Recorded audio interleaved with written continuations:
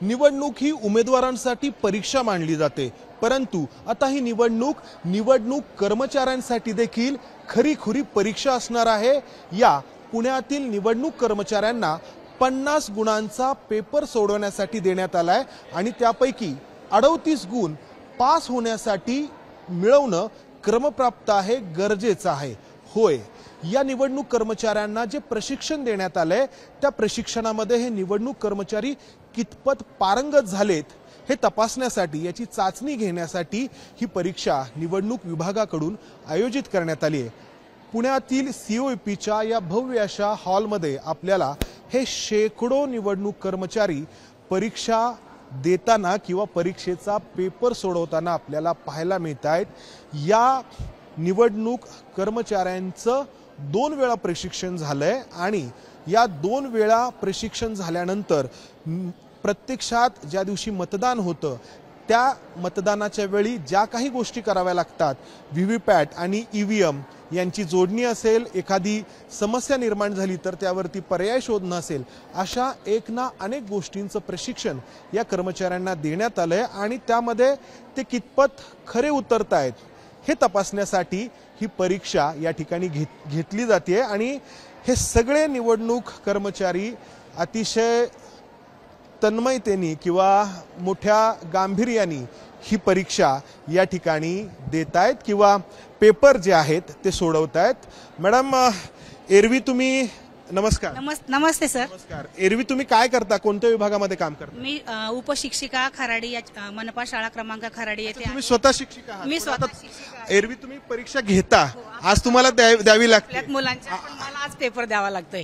कसा आहे पेपर? अवघड आहे, सोपा आहे? नाही, सोपं आहे। आमचे निवडणूक अधिकारी आहेत, आज त्यांनी आम्हाला खूपच छान ट्रेनिंग घेतलं। दादासाहेब पिटे सर, खूप सुंदर ट्रेनिंग, त्यामुळे मला तर वाटतं 100% मार्क मिळतील। अच्छा, हो। मॅडम, तुम्ही काय काम करता एरवी? मी सहकार आयुक्त कार्यालयात आहे आणि मी असिस्टंट कोऑपरेटिव्ह ऑफिसर आहे। आमच्याकडे सगळ्या बँकांचं पतसंस्था म्हणजे सगळ्या पेपर खरं तर तुम्हाला सोपा ठरायला हवा। सोपा गेला पेपर, कारण आणि आधी पण ट्रेनिंग केलेलं आहे। किती वर्षांनी एखादी परीक्षा देता? खूप वर्षांनी, जवळजवळ 15-1 वर्षांनी देत असेल मी, पण ते छान केलं ह्या वेळेस, ऑफलाईन आणि ऑनलाईन। त्यामुळे बारीक जे बारकावे आहेत ते आपण जस्ट असं ट्रेनिंगला कसं जस्ट आपण ऐकत राहतो आणि ते काय तेवढ्यापुरतं लेक्चर असतं जसं तसं होतं, पण हे ऍट ऍक्च्युअल तुम्ही सोडवताना ते वाचलं जातंय, प्रत्येक बारीक गोष्टींचा अभ्यास केला जातोय आणि ग्रीन पेपर, रेड पेपर वगैरे सगळे सील कसं करायचं हे ऍट ऍक्च्युअल आपण सोडवतो, म्हणजे थेरोटिकल हा पूर्ण अभ्यास होतो। फायदा होईल, याचा खूप फायदा होईल, कारण आपण ते वाचून करतोय आणि त्यामुळे ज्यावेळेस ऍट ऍक्च्युअल होईल इलेक्शन त्यावेळेस तुम्ही अभ्यास करताना मग तुम्हाला प्रॉब्लेम येणार नाही, कारण आपण ऍट ऍक्च्युअली वाचून त्याच्यावर केलेला आहे अभ्यास। सर, तुम्ही कुठे काम करता? धन्यवाद सर, मी प्राथमिक शिक्षक आहे आणि परीक्षा घ्यायची सवय आहे तुम्हाला? आज देत आहे? स्वतः 25 वर्षांनी परीक्षा देतोय। खरं तर परीक्षा द्यायची म्हटलं की अलर्ट राहावं लागतं। ज्यावेळेला ट्रेनिंग देताना सांगितलं की तुमची परीक्षा होणार आहे त्यावेळेला मग जास्त कान देऊन ऐकत होतो सगळं बारीक सारीक गोष्टी, आणि प्रत्येक बारीक सारीक गोष्टीचं नियोजन करत असताना कोणकोणत्या गोष्टीवरती फोकस केला पाहिजे।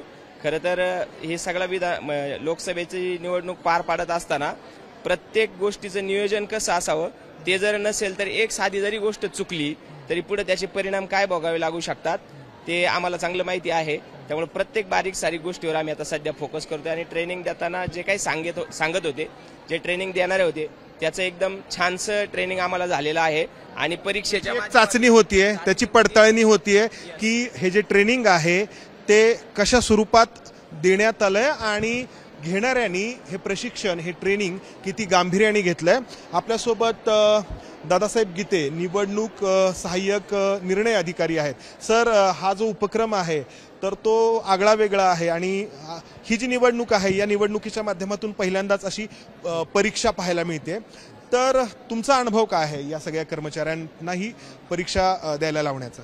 हा अनुभव चांगलाच आहे। निवडणूक आयोगाने अधिकाऱ्यांच्या सोबत कर्मचारी सुद्धा प्रशिक्षित झाले पाहिजेत हा एक स्टँड घेतला आणि त्याच्यामध्ये मिनिमम चुका व्हाव्यात, मतदान केंद्रावरती अजिबात चुका होऊ नयेत म्हणून हँड्स ऑन ट्रेनिंग बरोबर त्यांची परीक्षाही घेणं आणि बारीक बारीक गोष्टी असतील, समजा व्हीव्हीपॅट आहे तर त्याचा कसं आहे? म्हणजे काय नक्की यांना करायचं? म्हणजे इथे समजा ही ईव्हीएम आहे आणि व्हीव्हीपॅटची ही मशीन आहे, तर काय नक्की यांना व्हीव्हीपॅट मग असे आपण प्रश्न केलेले आहेत की सपोज आपल्याला केंद्रावरती गेले आणि मॉकपोल घेताना आपण वर्किंग जेव्हा आपण ट्रान्सपोर्ट एरिया मोडमध्ये असतो, जेव्हा आपण ट्रान्सपोर्ट घेऊन जातो मशीन, तेव्हा सपोज व्हीव्हीपॅट आहे तर व्हीव्हीपॅटचा जो हा नॉब असतो तो नॉब हा आडव्या पोझिशनमध्ये असावा की उभ्या असावा, स्लिपिंग मोडला असावा की व्हर्टिकल मोडला असावा, ते अशा स्वरूपाचे आहेत. म्हणजे त्यांनी मॉकपोल सुरू करताना कुठली कुठली गोष्ट करावे, कंट्रोल युनिटचं बटन कधी ऑन ऑफ करावं, व्हीव्हीपॅट मधला नॉब जो आहे तो कधी वर्किंग पोझिशनला करावा, कधी स्लिप मोडला असावा, त्याचबरोबर बॅलेट युनिट कसे जोडणी करावेत याबाबतचं सगळ्या बारीक सारीक गोष्टी आहेत. त्याचबरोबर जे फॉर्मॅट्स त्यांना दिलेले आहेत मतदान केंद्रावरती, सगळे फॉर्मॅट्स हे कसे भरावेत, कोणत्या क्रमाने कसं कसं लिहावं या संबंधीच्या ज्या ट्रेनिंगमध्ये आम्ही सूचना दिलेल्या आहेत, पीपीटी दाखवलेले आहेत, त्याच्या स्वरूपावरती हे 50 प्रश्नाची आम्ही एक परीक्षा घेत आहोत आणि त्या परीक्षेमध्ये 38 मार्काला पासिंग ठेवलेलं आहे. ज्यांना 38 मार्क्स मिळतील, 38 मार्क्स, ते पास होतील आणि ज्यांना त्याच्यापेक्षा कमी मिळतील त्यांना पुन्हा आम्ही ट्रेनिंग देणार आहोत. म्हणजे आमचा असा समज आहे की ते मग व्यवस्थित प्रशिक्षित झालेले नाही आणि म्हणून त्यांना दुसऱ्यांदा जर ते अनुत्तीर्ण झाले तर त्यांना पुन्हा प्रॅक्टिकली सगळ्या गोष्टी समजून सांगून असा अनुभव आतापर्यंत नाहीये की असे हे होतील म्हणून. आताच आम्ही जेव्हा पहिलं ट्रेनिंग झालंय आणि दुसऱ्या ट्रेनिंगमध्ये आम्ही त्यांच्या सगळ्या शंकाचं निरसन केलेलं आहे आणि त्या सगळ्या शंकाला आम्ही 1 to 1 कशा कशा पद्धतीने बारीक बारीक, सपोज अंध अपंग व्यक्ती आला तर तो त्यांचा सोबतचा सोबती किती वर्षाचा असावा, त्याला इंडिव्हिज्युअल मार्क म्हणजे पक्केशाहीची खूण कुठं करावी, ह्या बारीक सारीक गोष्टी सांगितलेल्या आहेत आम्ही त्यांना. या सगळ्या प्रक्रियेमध्ये आता किती कर्मचारी आहेत की जे आता या ठिकाणी ही परीक्षा देत आहेत? या ठिकाणी पुणे लोकसभेसाठीचा आहे. पुणे लोकसभेसाठी आमचे वेगवेगळे आहेत. पुणे लोकसभा मतदारसंघामध्ये साधारण 6 विधानसभा मतदारसंघ आहेत, त्याच्यापैकी 209 शिवाजीनगर हा विधानसभा मतदारसंघ आहे आणि माझ्याकडे मी 2 दिवसामध्ये 1240 लोकांना हे प्रशिक्षण देणार आहे. पहिली बॅच आमची ही चालू आहे, याच्यामध्ये आता 310 लोक माझे आहेत. अच्छा, 310 आहे. हो. आणखी काही या परीक्षार्थी आहेत. मॅडम, पेपर सोडवला तुम्ही? कसा होता? अवघड होता, सोपा होता? नाही, सरांनी खूप छान प्रशिक्षण दिलं होतं, त्यामुळे सोपा गेलाय. कोणत्या विभागामध्ये काम करता? मी ऑडिटला, डिस्ट्रिक्ट स्पेशल ऑडिटरकडे, ऑडिटला सब ऑडिटर म्हणून. परीक्षा देण्याची बऱ्याच वर्षानंतरची हो. कधी कोणती परीक्षा देता? नाही, मी एमपीएससीची तयारी करतेय, त्यामुळे परीक्षेचा सराव आहे, पण या संदर्भातला सरांच्या प्रशिक्षणाचा खूप फायदा होतोय. प्रत्यक्ष प्रशिक्षण आणि त्यानंतरची ही परीक्षा, तर याचा फायदा होईल म्हणजे ऍक्च्युअल काम करताना? काय अनुभव आहे तुमचा परीक्षेचा? सर, माझा पहिला हा अनुभव सांगते की माझी ही इलेक्शनची 6वी ते 7वी ड्युटी आहे. त्याच्या अगोदर अशा पद्धतीने कधीही पेपर सोडवून घेतला नव्हता. पेपर सोडवल्यामुळे आम्हाला तेव्हा काय काय प्रश्न निर्माण होतील हे सगळ्यांनी अगदी लक्षपूर्वक ऐकलं. म्हणजे फक्त ही जबाबदारी प्रिसाइडिंगची आहे असं नाहीये, तर 5ही लोकांना हे ट्रेनिंग मिळालं. म्हणजे प्रत्येक जण एकमेकांना मदत करून ते काम करून घेऊ शकतं. सरांनी ज्यांच्याकडे हा चार्ज आहे त्यांनी इतक्या सुंदर पद्धतीने आम्हाला प्रशिक्षण दिलं की त्याच्यामध्ये कोणत्याही क्युरीज राहिल्या नाही. आणि सगळ्यात महत्वाचं की जेव्हा जो माणूस इलेक्शनमध्ये काम करतोय त्याला जेव्हा ड्युटी लागतीये तर त्याला मतदानाचा अधिकार बजावता येत नव्हता. जे खूप सतर्क आहेत ते पोस्टलद्वारे फक्त मतदान देऊ शकत होते, पण आता यावेळेस ईडीसी ही सोय करून ठेवलेली आहे. त्यांनी आम्हाला जेव्हा ऑर्डर दिली त्याबरोबरच त्यांनी आम्हाला तो फॉर्मही उपलब्ध करून दिला. तो फॉर्म आम्ही कुठेही जमा करू शकत होतो आणि आता सध्या आम्ही आमच्या मतदान केंद्रावरती आम्ही आमचं मत नोंदवू शकतो. ही खूप छान मला आवडलेली बाब आहे. एक्सक्यूज देता येणार नाही आता कोणाला, एवढ्या सगळ्या प्रक्रियेतून तुम्ही आला. ही संधी दिल्याबद्दल धन्यवाद. मॅडम, तुम्ही कुठे काम करता? मैं पण शिक्षिका, हाँ टीचर ही हूँ मैं, ऑर्नेलास हाई स्कूल. आपका क्या अनुभव है? बहुत बेहतरीन ट्रेनिंग, बहुत अच्छी ट्रेनिंग थी और अच्छा अनुभव भी बहुत अच्छा. तुम्ही कुठे काम करता मॅडम? मी बँक ऑफ महाराष्ट्राला आहे आणि आम्हा बँकर्स लोकांना ही पहिल्यांदाच संधी मिळाली आहे की आम्ही इलेक्शन मध्ये काम करू शकू.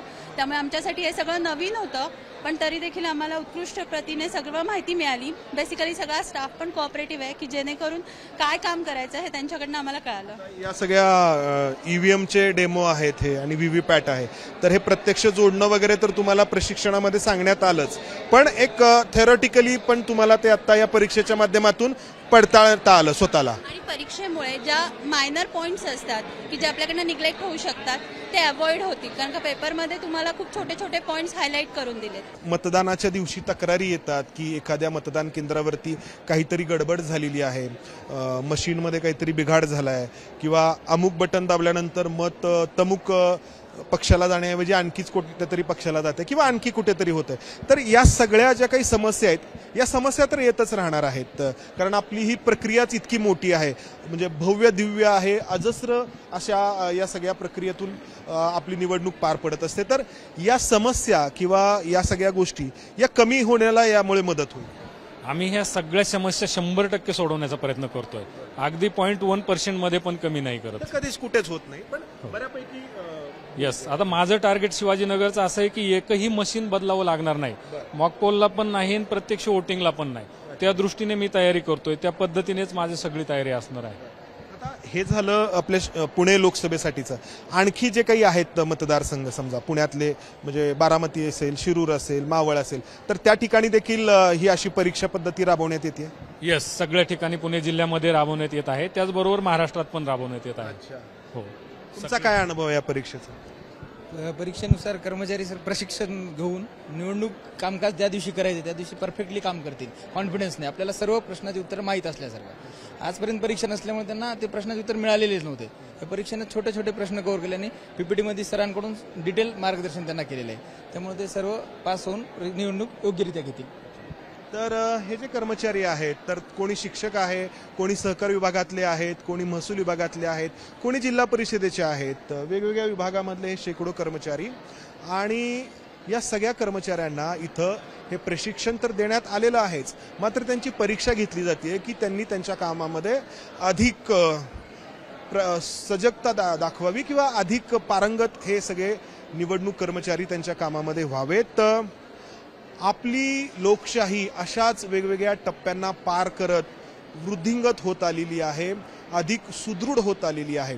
अर्थात हे टप्पे पार करताना अनेक समस्या आलेल्या आहेत, अनेकदा आरोप होतात, अनेकदा आक्षेप घेतले जातात. मात्र हे आक्षेप, हे आरोप कमीत कमी व्हावेत आणि आपल्या लोकांचा आपल्या लोकशाही प्रक्रियेवरचा विश्वास अधिक दृढ व्हावा, यासाठी अशी पावलं वेळोवेळी उचलली जात असतात. यावेळच्या 2024च्या लोकसभा निवडणुकीचं महाराष्ट्रातलं वैशिष्ट्य हे आहे की फक्त उमेदवारांनाच नाही तर निवडणूक कर्मचाऱ्यांना देखील यावेळी परीक्षा द्यावी लागणार आहे.